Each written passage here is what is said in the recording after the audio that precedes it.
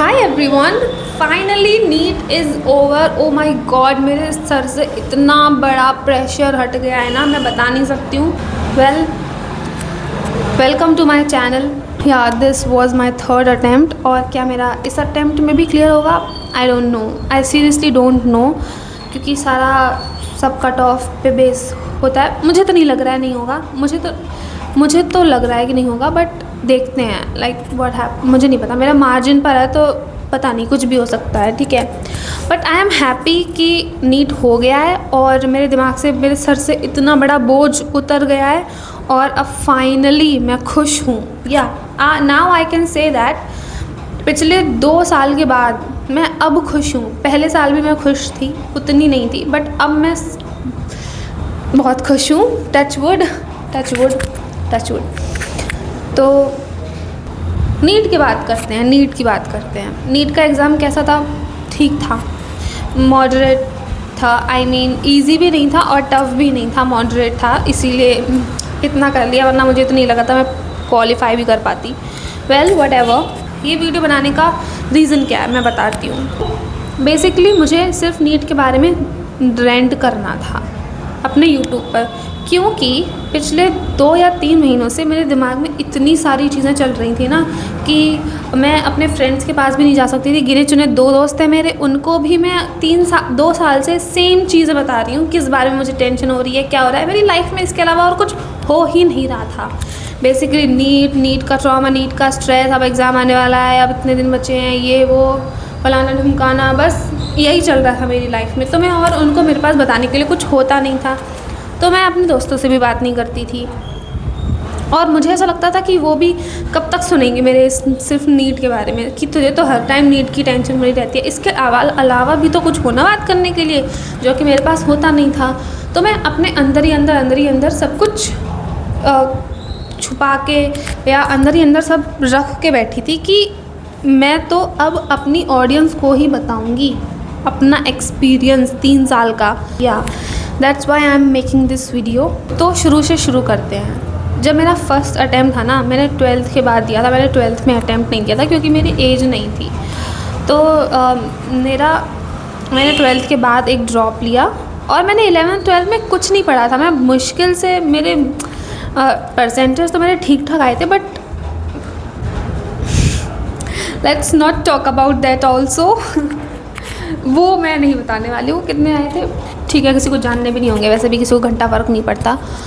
तो हाँ, मतलब मैंने उतने अच्छे से नहीं पढ़ाई करी थी जितने अच्छे से एक नीट के बच्चे को करनी चाहिए। 11th 12th में बैरली मुझे सारे चैप्टर्स के नाम पता थे और बस मैंने कर लिया, ठीक है, डिसेंट मार्क्स ले आई मैं बताने लायक। 12th के बाद जॉब लिया एंड मैं नीट की प्रिपरेशन करनी शुरू करी। मैंने फ़र्स्ट ईयर में काफ़ी अच्छे से पढ़ाई करी थी, क्योंकि पहली बार था ना, और इतना बोरिंग भी नहीं था, और मैं पूरा सिलेबस ही ऑलमोस्ट इतने डीप से पहली बार पढ़ रही थी 11th 12th का। तो मैंने अच्छी खासी पढ़ाई करी थी, ठीक है। मैं मार्क्स, मेरे मॉक टेस्ट मेरे 300 तक नंबर आते थे मॉक टेस्ट में, पूरे साल मेरे इससे ज़्यादा बढ़े नहीं थे, मेरे इतने ही नंबर आते थे। तो फर्स्ट ईयर तो मैंने काफ़ी अच्छे से पढ़ाई करी और बिना बोर हुए बहुत इंटरेस्ट के साथ। ऑल्सो मैं अपने बेस्ट फ्रेंड के साथ रूम शेयर कर रही थी, तो मुझे कभी भी इतनी ज़्यादा टेंशन नहीं होती थी तो सामने होती थी, मुझसे शेयर कर लेती थी, और मेरे काफ़ी अच्छे दोस्त भी बन गए थे वहाँ पर। तो मस्ती भी करती थी और पढ़ाई भी करती थी, बहुत अच्छे से सब बैलेंस था। बट मेरा पहली बार में नहीं हुआ क्लियर, ऑब्वियसली। मतलब मैंने ना पूरे दिन में 10-12 घंटे पढ़ाई करी है, बट कंसिस्टेंटली नहीं करी है। सेकंड अटेम्प्ट में मैंने 6 महीने तक तो बहुत ढंग से पढ़ाई करी, बहुत ढंग से, मतलब टेस्ट, मतलब बहुत ढंग से, ठीक है, जितना मैं कर सकती थी मैंने बहुत अच्छे से पढ़ाई करी। उसके बाद मेरी लाइफ में कुछ इवेंट्स होने लगे। मेरी एक बहुत ही क्लोज़ फ्रेंड की डेथ हो गई, और फिर मैं फैमिली सिचुएशन कुछ होने लगी, तो काफ़ी चीज़ें होने लगी, जिसकी वजह से मेरा फोकस धीरे धीरे हटने लगा। मैं कंसिस्टेंट नहीं रह पा रही थी, जिसकी वजह से मेरा बहुत सारा बैकलॉग क्रिएट हो गया और मैं उसको कवर भी नहीं कर पाई। फिर लास्ट के 6 महीने तो बहुत ही गंदे गए थे पिछले साल, तो इस वजह से मेरा सेकेंड अटैम्प्ट में क्लियर नहीं हुआ ना। थर्ड अटैम्प्ट मैंने पता नहीं क्यों यार सबसे बड़ी जड़ ना मेरी लाइफ में रिश्तेदार है मेरे, not like very close ones, but जो दूर के रिश्तेदार हैं। आई डोंट नो भाई, ये दूर के रिश्तेदारों को इतनी इम्पोर्टेंस क्यों दी जाती है। मतलब मेरे घर में तो इतनी ज़्यादा दी जाती है ना कि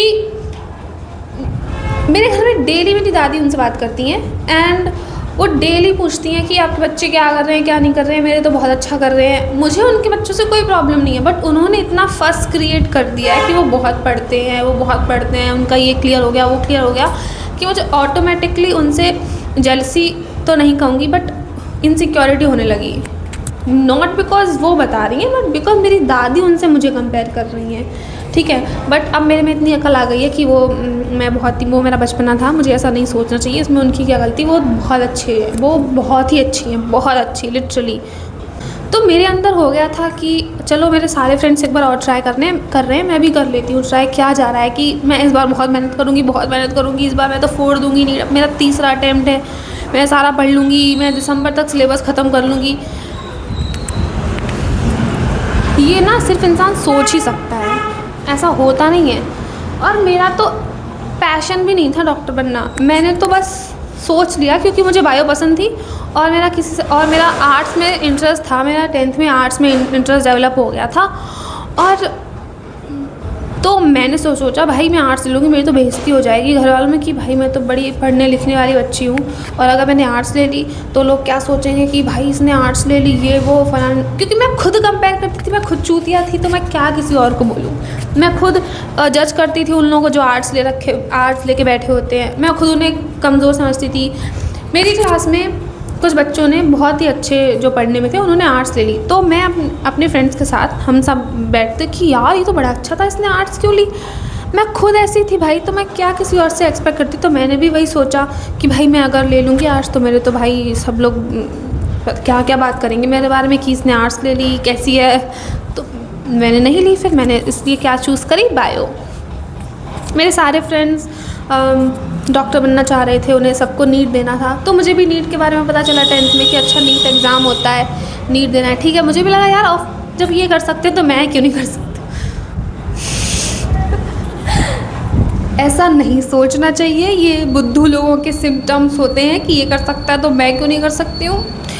आप तभी कर सकते हो जब आपके अंदर वो आग होती है और आपके अंदर वो पैशन होता है। क्या आप अपने आप को जो भी आपने करियर चूज़ किया है, क्या वो अपने आप को लॉन्ग टर्म में करते हुए देख रहे हो? अगर नहीं देख रहे हो तो मत चूज़ करो, क्योंकि it will drain your energy. आप जो इंसान हो आपको वो किसी और में ही बदल देंगे। तो ऐसे करियर इतनी चुटकियों में करियर नहीं चूज़ करना होता है, टाइम लेना होता है, प्रोसेस करना होता है कि आपको क्या पसंद है क्या नहीं पसंद है। एंड ऑब्वियसली लाइक मेरे तो हाथ पे कुछ नहीं था, खैर वॉट एवर। सो कहाँ थी मैं? तो मैंने सोचा चलो ठीक है नीट कर लेते हैं। मैंने सोचा चलो दिसंबर में 3rd अटैम्प्ट है, दिसंबर में तो सिलेबस ख़त्म कर लूँगी, 4 महीने प्रिपरेशन करूँगी, क्वेश्चंस करूँगी, PYQs करूँगी, 4 महीने तक मॉक टेस्ट दूँगी। वाओ, इतनी बड़ी डिल्यूजनल इंसान हूँ ना मैं कि मैं बता नहीं सकती। मैं बहुत कुछ लेती हूँ बट करती तो कुछ हूँ ही नहीं मैं। पता नहीं कौन सुनेगा, बट मैं पता नहीं क्यों बोली जा रही हूँ। मेरी वीडियो कोई देखेगा भी नहीं देखेगा, बट आई डोंट केयर। मुझे बस रेंट करना था, मुझे बस यैप करना था। कैसा गया मेरा नीट, आई डोंट नो, मुझे नहीं क्या पता कैसा गया, मैं नहीं बताने वाली हूँ। मुझे फिर से वो image conscious, I am very image conscious guys, नहीं होना चाहिए, किसी को नहीं होना चाहिए। मैं बस लोगों से ये कहना चाहती हूँ कि प्लीज़ अपना पैशन ही फॉलो करो। और तभी देखो मैं बताऊँ मैं किस भ्रम में जी रही थी, मैं हो जाता मेरा क्लियर, ऐसी कोई बात नहीं है। मैं अच्छे से, मुझे मेरी केमिस्ट्री में मेरी क्वेश्चंस करने की प्रोबेबिलिटी, मतलब सही क्वेश्चन करने की प्रोबेबिलिटी बहुत हाई है। मैं अगर सपोज़ 30 क्वेश्चन करके आऊँ तो मेरे मुश्किल से 5-6 ही गलत होंगे, पर पढ़ूँगी तभी तो करके आऊँगी ना। नहीं पढ़ी मैं जितने करके आई हूँ क्वेश्चन, उसमें से मैंने सिर्फ 2-3 गलत गए हैं। क्या मतलब मैं 5 क्वेश्चन 5 नहीं करके आई हूँ, ज़्यादा बहुत 5 से तो बहुत ही ज़्यादा करके आई हूँ, बट या उसमें से मेरे सिर्फ 3-4 गलत गए हैं। और तो मेरे दिमाग में पता क्या था, मेरे दिमाग में ये था कि तो फर्स्ट मेरा पैशन कुछ और है, ऑब्वियसली मेरा कंटेंट क्रिएशन, एक्टिंग, मॉडलिंग, ये मेरा पैशन है। तो मेरे दिमाग में ये चलता था कि यार मेरा तो पैशन ही कुछ और है और मैं क्या कर रही हूँ, ठीक है, तो मैं इसमें कैसे फोकस करूँ। जिनका पैशन ये है भी डॉक्टर का, वो तक नहीं कर पा रहे हैं इतने अच्छे से, तो मैं कैसे करूँगी, मेरा तो पैशन ही नहीं है। ये मैंने अपने दिमाग में सोच रखा था, मुझे तो कोई अच्छे से गाइड करने वाला था नहीं। अब मेरे फ्रेंड्स भी इस सिचुएशन में नहीं है, तो मुझे कैसे गाइड करेंगे इस सिचुएशन को सही से, यू नो। तो मैंने तो बहुत ही, एक चीज़ मैंने बहुत अच्छी सुनी थी ये, कि अब आप एक डिसीजन ले लो ना, फिर आप ये मत सोचो कि ये डिसीजन सही था या गलत था, फिर आप उस डिसीजन को फिर आप उस डिसीजन को सही प्रूफ करके दिखाओ कि ये मैंने डिसीजन लिया है, मैंने सही ही लिया है, अब मैं इसको सही प्रूफ करके दिखाऊंगी। मैंने ये नहीं किया था, मैंने डिसीजन पहले लिया, बाद में मैं उसको रिग्रेट कर रही थी कि मैंने क्यों नीट चूज़ किया। अच्छा खासा मेरे पापा प्राइवेट में करवा रहे थे, मैंने क्यों अपनी फालतू में, मेरी बुद्धि ख़राब हो गई थी। मुझे ये लगता था कि मैं तो सब कर सकती हूँ, यू नो।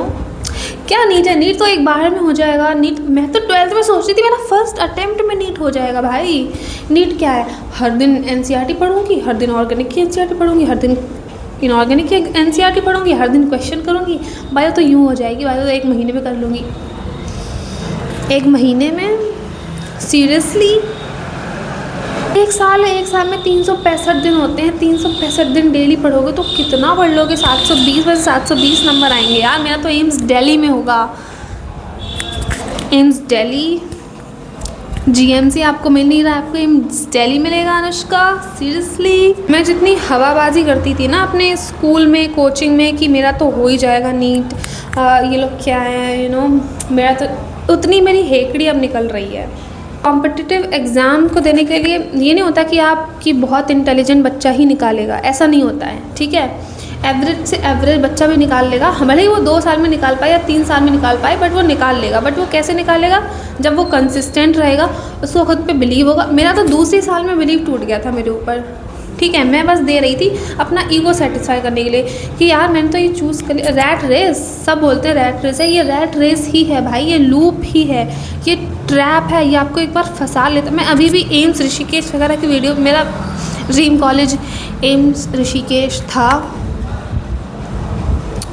मैं अभी भी उसकी वीडियोस देखती हूँ, रील्स देखती हूँ, मेरे पे आते हैं, तो मेरा रोना निकल जाता है भाई कि मुझे ये नहीं मिलेगा कॉलेज। और इतना बुरा लगता है क्योंकि और किसी एग्ज़ाम के बारे में कभी रिसर्च नहीं करी, कभी पढ़ा नहीं। तो जब आप एक जॉब ले लेते हो ना, तो उसके बाद आपको ये लगता है कि यार अब मैं करूँ क्या, मुझे तो इसके बारे में ही सारी नॉलेज है, मुझे इसके सिलेबस के बारे में सब कुछ पता है, तो मुझे तो यही करना पड़ेगा। और मतलब मुझे किसी के बारे में पता ही नहीं है, मैं तो ये निकाल सकती हूँ, एक बार और चांस दे लूँगी, निकाल लूँगी। बट आपको कंसिस्टेंट होके डेली पढ़ना पड़ता है। और अगर आपका ये वीक है ना, मतलब अगर आप बहुत ही ज़्यादा सेंसिटिव और इमोशनल हो और आपको छोटी छोटी बात का तुरंत बुरा लग जाता है, तो आप तो निकाल ही नहीं पाओगे, क्योंकि आपको इसमें इतना स्ट्रांग होना पड़ता है। आपको कोई भी कुछ भी कहता रहे, आपसे आपके घर वाले कुछ भी कहें कि तेरा तो नहीं होगा, हमें पता है तेरा तो नहीं होगा, छोड़ दे, योगा तो ये है। अगर आपने एक दिन नहीं पढ़ा और आपको वो सुना दे, आपने थोड़ा फ़ोन चला लिया, आपको सुना दे वो, तो आपने सब हटा के, बुक्स हटा के आप बैठ गए कि नहीं पढ़ना है। ऐसे लोगों का नहीं होता है, एग्ज़ाम्पल ऐसे लोगों का नहीं होता है। आपको उसके लिए बहुत ही ज़्यादा स्ट्रॉन्ग होना पड़ेगा। आपको अपने इमोशंस कंट्रोल करने पड़ेंगे। आपको फ्रेंडशिप से नहीं फ़र्क पड़ना चाहिए। मेरे 3 साल में इतने ज़्यादा फ्रेंड्स गए हैं, मैं एक महीने तक अपने दोस्तों का दुख मनाती थी कि भाई मेरे से ये बात क्यों नहीं कर रहा है, मेरे से ये बात क्यों नहीं कर रही है, और मैं क्या करूँ इसको मनाने के लिए, मैं कैसे बात करूँ, मैं कैसे फ्रेंडशिप रिकवर करूँ।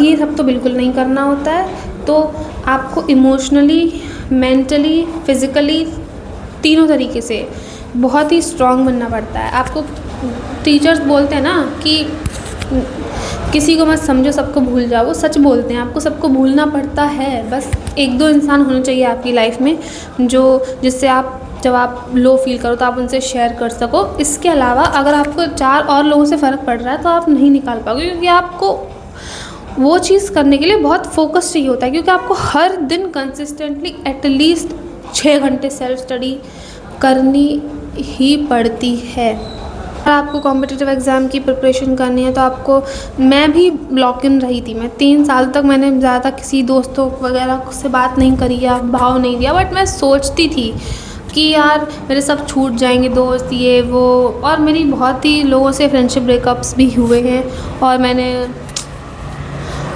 उनको सही करने में भी टाइम लगाया है। तो मेरा तो आधा टाइम तो इसी सब में चला गया, लोगों से मतलब उनके बारे में सोचते सोचते, जो कि आपको नहीं करना है। अगर आप कंपटीशन एग्ज़ाम की तैयारी करोगे तो आपको अपने आप को मेंटली बहुत बहुत स्ट्रॉन्ग करना पड़ेगा। अगर आप इमोशनली वीक हो तो पहले उस पे इमोशंस पर ध्यान दो, डेली योगा करो, मेडिटेशन करो और जर्नलिंग करो, यही सब आपको हेल्प करेगा। और अगर आपने डिसीजन ले लिया ना, अगर आपका कुछ और भी पैशन है, मान लो आपका कोई अलग भी पैशन है और आपने डिसीजन ले लिया है कि और अगर आपके पेरेंट्स ने, आपकी फैमिली ने बोला है कि नहीं तुम्हें तो यही करना है, पैशन नहीं फॉलो करना है, तो इट्स ओके, एक्सेप्ट दैट, कर सकते हो।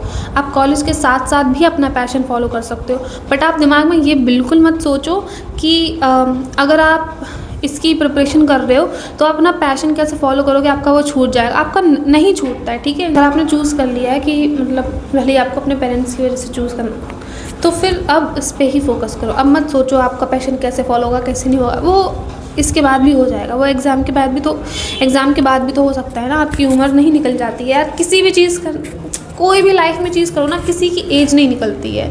कोई किसी भी एज पे आप कुछ भी पैशन फॉलो कर सकते हो, अपना कोई सा भी पैशन। स्पोर्ट्स वगैरह का मैं नहीं कह रही हूँ, बट बाकी चीज़ें तो कर ही सकते हो। तो डोंट लूज़ होप। फ्यूचर का तो बिल्कुल ही मत सोचा करो। मैं तो फ्यूचर का ही सोचती रहती थी, प्रेजेंट में तो रहती ही नहीं थी।